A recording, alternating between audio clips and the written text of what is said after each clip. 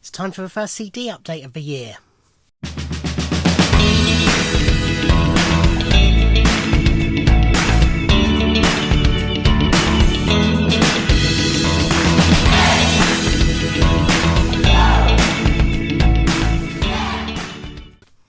Ahoy hoy everybody, and welcome to this CD update. It's March 24th. My last one I did was at the start of December, so about 4 months worth of CDs that I have bought and listened to. There's one or two here I possibly showed in the last video. I've skipped through and I can't see that I did. But if I did, I apologise. The pile I have is not just stuff I need to show in this, but it's also stuff I need to show in an autograph update, and it's been so long since I've done an autograph update that I'm not sure if they were there for the autograph or for the CD, if you see what I mean. Anyway, without further ado, because this is going to be fairly long, we will start with the David Bowie Brilliant Adventure 1992 to 2001 box set. So I did an unboxing of this when it came out, but obviously I hadn't listened to it at that point.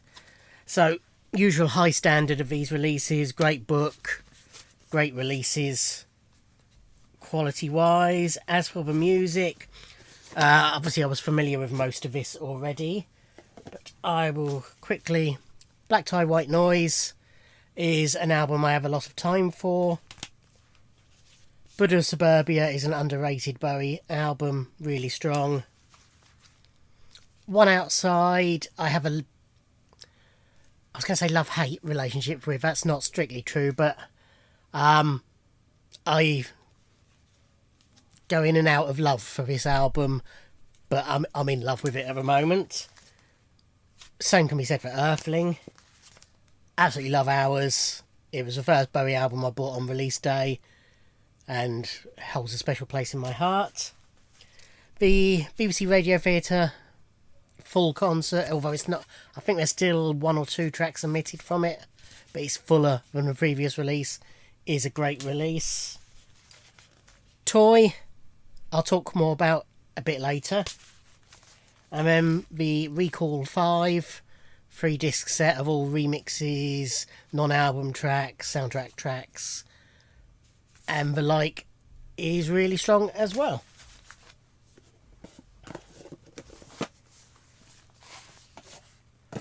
Another box set that I did not do an unboxing for was the second in the Joni Mitchell archive section, Volume 2, The Reprise Years 1968 to 1971. So beautifully presented, these box sets. And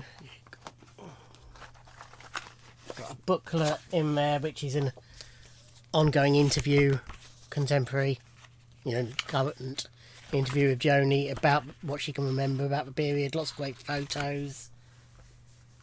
And then 5 discs. These are largely live recordings, either at clubs or. So we've got disc one's got home demos, recordings at a friend's apartment, some studio sessions, and then a live gig at Canterbury House.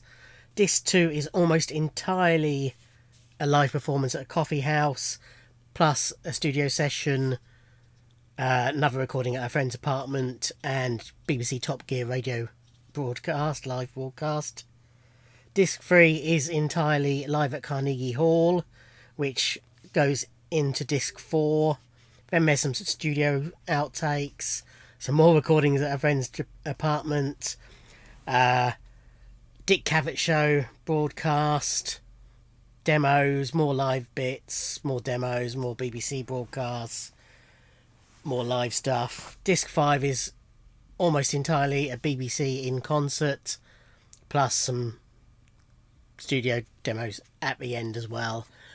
Really strong stuff. This is, going into, following the release of our debut, this is going into Ladies of the Canyon and Blue and, those great albums. And, you know, lots very interesting. There's sort of more songs you know on here, but lots of other stuff as well. So yeah, very, very good. Okay, next up, this is one of the ones I don't think I've shown, but I might have, in which case I apologise. This is Taylor Swift's new recording of her album Red. I actually have a sealed signed copy as well that was announced after I'd already ordered this. I'm a bit tailored out, to be honest. This is the second of her versions that has come out, plus 2 brand new albums in just over a year. And I could do with a bit of a break. I mean, anything she does release I will be getting, because I am collecting her. But yeah, there's been a lot of material in a short amount of time, so I am a bit tailored out. But they're great recordings, some really great songs, loads of new tracks. They're tracks she wrote at the time. Some of them were recorded but never released, but all the songs from that period, basically, she's recorded and stuck out on this release. Okay, let's do this next. So, I've talked a number of times on the channel about the Lottery Winners, who are a band I discovered supporting Sleeper in Portsmouth a few years ago, and have followed avidly ever since. I think they're going to be huge. They certainly deserve to be. So I've been collecting all their releases in multiple formats, and will continue to do so, because, as I say, they're a great band. I'm going to see them live again later this year, having missed their last couple of local gigs because didn't work around other things. So yes, they released their second proper studio album. They also had a covers album in between, which is called Something to Leave the House For, and I basically bought the big bundle with every release. So that was vinyl, and then there were some other vinyl releases that I bought separately. 5 cassettes, one of each band member, and then one with a proper album cover on, all signed. And then what we got? 1, 2, 3, 4, 5, 6, 7 CDs. All content's identical, but then an 8th CD which I bought separately, which I'll show first. And this was the Christmas CD.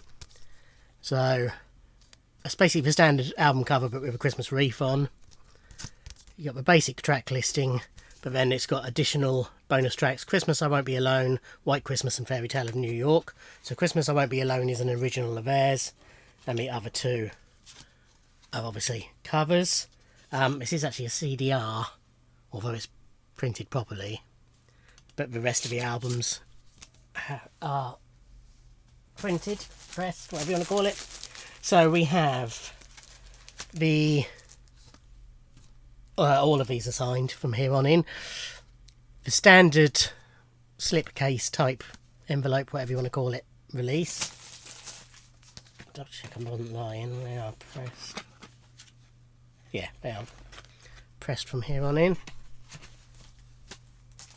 Then the 4 individual band member CDs. So we've got Rob, the guitarist, Tom, the singer-songwriter and guitarist, Katie, the bass player and singer, and Joe, the drummer. Then we have the deluxe version of the CD, which hasn't got any extra tracks or anything, but it's just in a proper case.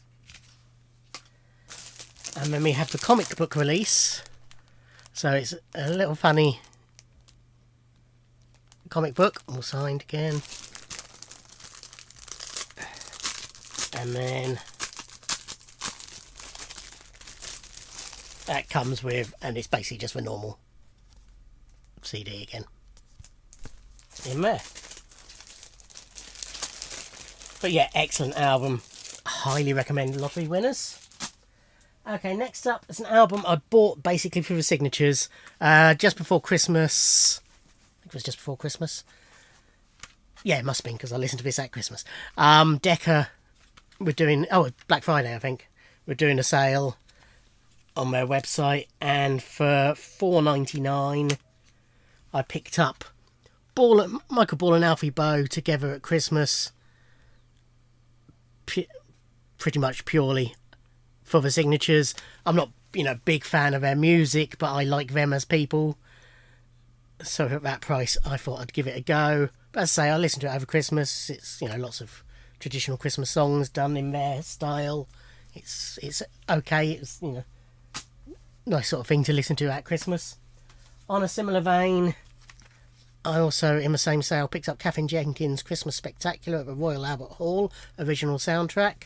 So this was a live show she put on during lockdown, I believe. Yeah, 2nd of October 2020. It's got various guests as well from the classical world. But again, some decent enough covers. And this came with a signed art card, which basically that's for my Doctor Who collection because she was in the Doctor Who Christmas special, A Christmas Carol. We have the Kylie in Years and Years version of A Second to Midnight. So basically when you bought the disco remix, which I've just realised I've filed away, I'll have to find that in a second. The updated version of our disco album anyway, the guest list edition, that's what it's called. Through our website you got this as well, but this is just a one-track CD single of A Second to Midnight with Years and Years. We have Darkness's new album Motorheart, really strong album, lots of really good stuff on here. Elbow's new album Flying Dream 1, signed copy through Amazon. Yeah, enjoyed it a lot. It's recorded live at the Theatre Royal Brighton, but using it as a studio rather than as a live venue. But yeah, enjoyed that. We have a Matt Berry Gather Up box set, book set, whatever you want to call it. So I did an unboxing for this. So this is sort of a best of plus some rarities. So the first one CD on this, yeah, 2 vinyl, 1 CD, is a best of called Gather Up, and then you've got rarities and unreleased, Phantom First, which are early demos of the Phantom Birds album, and Live at a Festival, which is exactly what it sounds like. But yeah, lots of fun. I'm going quite quickly because there's a lot to show you. So I was in Slice of Vinyl, my local record shop, just before Christmas I think it was, and he said, oh, there's a load of CDs there I'm going to chuck out, do you want any of them? So I had a look and I picked up a few, one of which was Fine Young Cannibals for Finest, so basically a best of Fine Young Cannibals.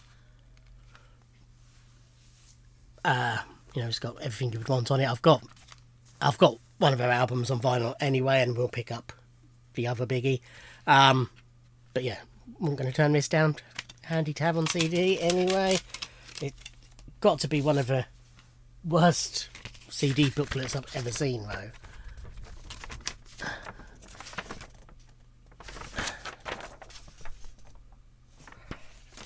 Just pointless. There's more of freebies to come. I'll be with us in a minute. This was part of my subscription to Reckless Yes Records. This is one of their releases. This is Hearts Beating in Time, Songs for Girls. And I can't remember which way round. I think Songs for Girls is the group, and Hearts Beating in Time is the album. If it's not, I'll put it the other way around here. But yeah, enjoyed that a lot. Very good. This was another one of the freebies from Kieran. So this is 3-piece suite by Dodgy. So apart from a couple of tracks on compilations, I didn't own any Dodgy. It's got In a Room on it. Good Enough. I think there's another one on there, but once when I heard it, I recognised as well. But yeah, good solid Britpop era album. They're not A-grade Britpop, but they're probably C-grade. And also, this was another one I was happy to grab. This is Placebo's debut, I think. So it's got Nancy Boy on it, is sort of the best known track on this. I have Placebo's Greatest Hits. I like Brian Malco's voice a lot. Musically, some of their stuff is meh to me, some of it I really like. And same can be said for this particular album.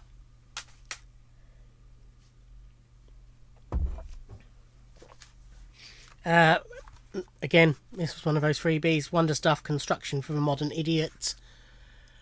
It was okay. I quite enjoyed it, but I prefer their sort of Welcome to the Cheap Seats era stuff. That's the Wonder Stuff that appeals to me. This is Charity Shop Pickup, Oxfam, Bruno Mars, Unorthodox Jukebox. I'd had a conversation about him with Paul Aidan and said then, I'd pick anything up if I found it cheap in a charity shop. And about 2 weeks later, I did. But some great stuff on here. Locked Out of Heaven, When I Was Your Man. There was one or two others. Young Girls, this was a single as well. But yeah, pretty much enjoyed it all the way through. This was also Oxfam, Proclaimers, Notes and Rhymes. Can't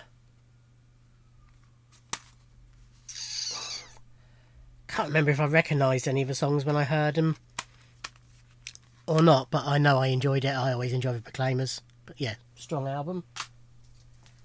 Okay, so the Horn section, which is Alex Horn's band, have released their second album. I previously in another part have shown their first one. Signed copy.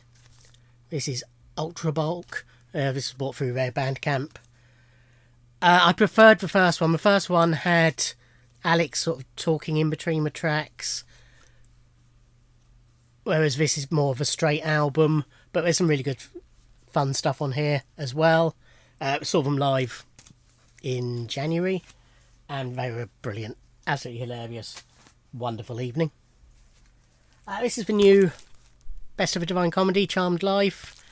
So this is the 3 CD deluxe version, if they call it this. Yeah, deluxe version, which contains the exclusive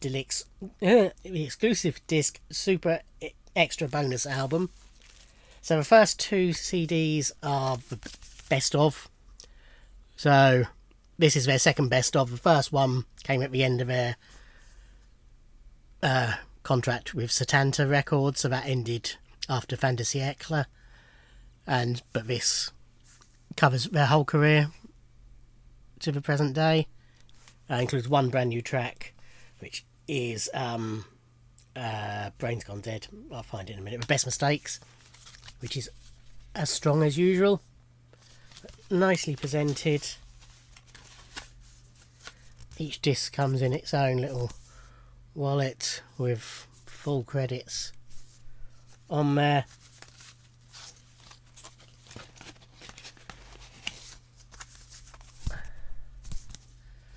There's a couple of notable omissions, probably most notably Frog Princess, which was a decent hit but isn't on here. But a good solid choice of material. And this is a super extra bonus album. So this is basically random bits that he recorded largely during lockdown. Some of which had already found its way out in various forms, but none of it physically. So that's nice to have. A lot of it I've listened to. Oh yeah, I remember that did come out. Stuff I'd listened to once on YouTube and what have you. So yeah, really nice to have that.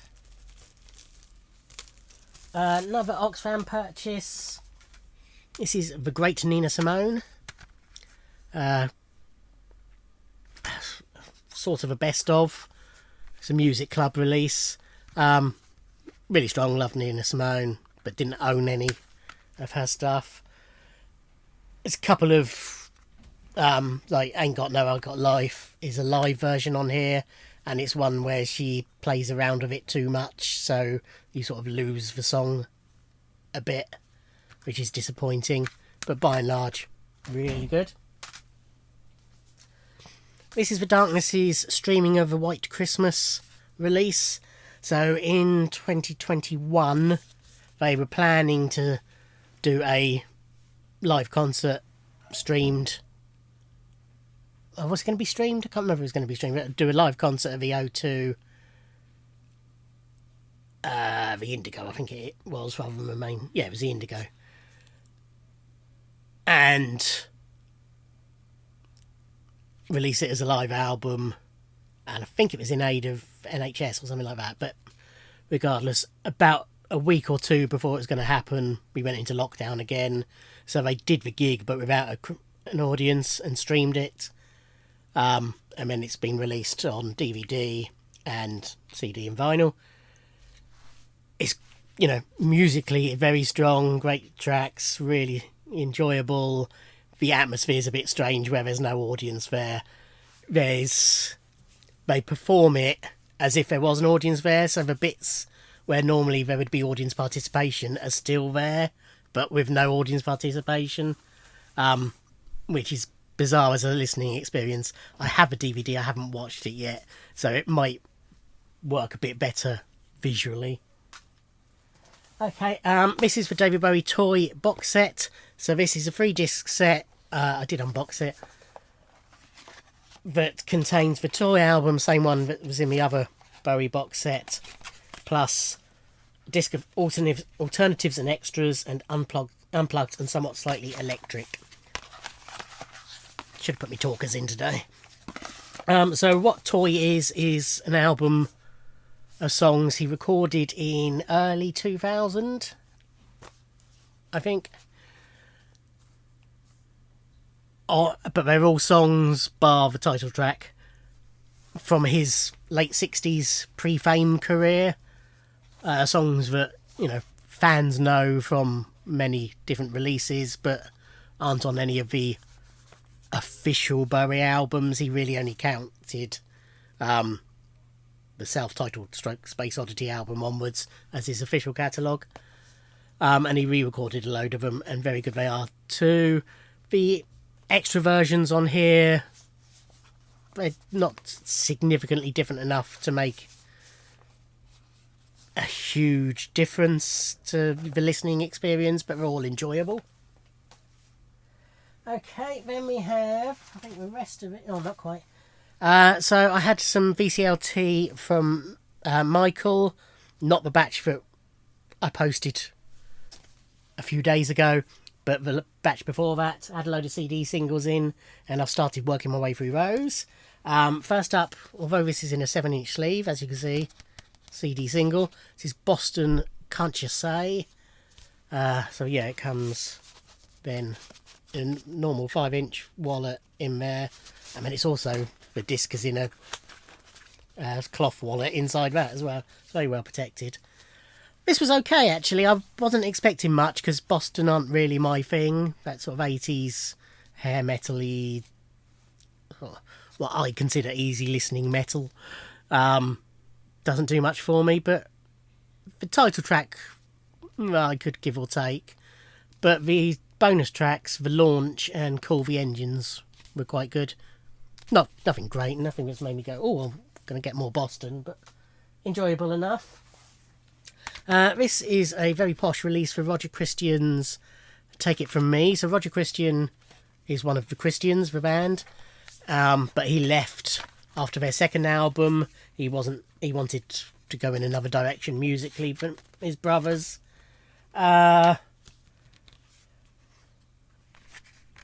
He's got a great voice, but musically it was very safe, bland, middle of the road 80s soul, and did very little for me at all.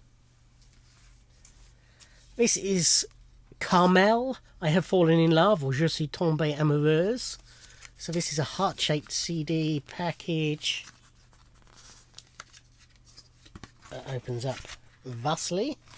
Unfortunately, there is a mark on the CD that I could not get off. I literally only played it this morning as I recorded it.